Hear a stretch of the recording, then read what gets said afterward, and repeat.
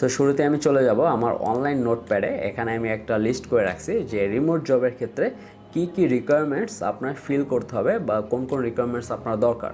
So শুরুতে যেটা আপনার দরকার সেটা হলো স্কিল। আপনার রিমোট জব যদি আপনি করতে চান তাহলে আপনার স্কিল প্রয়োজন। দেন সেকেন্ড যে জিনিসটা প্রয়োজন সেটা হলো স্ট্রং পোর্টফোলিও। এখন স্ট্রং পোর্টফোলিওর ক্ষেত্রে এখানে আপনি দেখেন যে আমি এখানে কিছু নাম লিখছি: Behance, website, Facebook page, YouTube channel, Fiverr, Upwork, people per hour. যদি আপনার ফাইবার, আপওয়ার্ক এবং পিপল পার আওয়ারে যদি অ্যাকাউন্ট থাকে এবং সেখানে যদি আপনার এক্সপিরিয়েন্স থাকে বা রিভিউ থাকে, তাহলে সেটাও আপনার সেখানে শো করতে হবে। যে সিভিটা আপনি জমা দেবেন বা যে রিজিউমটা আপনি জমা দেবেন সেখানে কিন্তু এই জিনিসটা শো করতে হবে যে আপনার ফাইবারে, আপওয়ার্কে কাজ করার এক্সপিরিয়েন্স আছে এবং সেটা কত বছরে আছে সেটা আপনি লিঙ্ক দিয়ে দিতে পারেন, বা সেখানে হালকা পাতা আপনি লিখে দিতে পারেন যে আপনার এই কয় বছরের এক্সপিরিয়েন্স আছে। দেন 3 নম্বর যে জিনিসটা আমি বলছি সেটা হলো রিজিউম বা সিভি।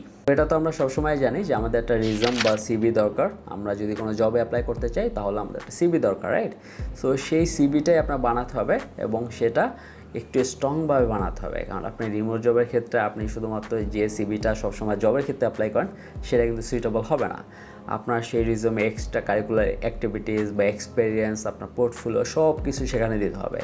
এইখানে যে স্ট্রং পোর্টফোলিওটা আছে এটা তো আপনি এক্সট্রা করে দেওয়ার চেয়ে আপনি যদি সিভির ভিতরে দিয়ে দেন তাহলে সবচেয়ে বেটার, এবং আপনাকে ভালো করে একটা পারফেক্ট সিভি বানাতে হবে। তো এটার জন্য আপনি ইজিলি ক্যানভা ইউজ করতে পারেন। ক্যানভা অনেক টেমপ্লেট পাবেন, অথবা আপনি নিজে মাইক্রোসফট ওয়ার্ড থেকেও একটা সিভি বানিয়ে নিতে পারেন। তারপরে যেটা ম্যাটার করে সেটা হলো কভার লেটার। এখন কভার লেটারটা আসলে সব ক্ষেত্রে ম্যাটার করবে না। যেমন আপওয়ার্কে যদি আপনি অ্যাপ্লাই করতে চান তাহলে কভার লেটার দরকার হবে। যেমন আমি আপওয়ার্কে যে ভিডিওটা বানিয়েছি, তো সেই ভিডিওটা আপনি দেখে নিতে পারেন। আর কভার লেটার সব ক্ষেত্রে দরকার নেই। যেমন লিঙ্কডিন থেকে অ্যাপ্লাই করার সময় বেশিরভাগ সময় আপনার কোনো কভার লেটার প্রয়োজন হয় না। তারপরে যদি প্রয়োজন হয় সো অবশ্যই আপনাকে একটা কভার লেটার লিখতে হবে। আর তারপরে যে ব্যাপারটা হলো সেটা হলো এক্সপিরিয়েন্স।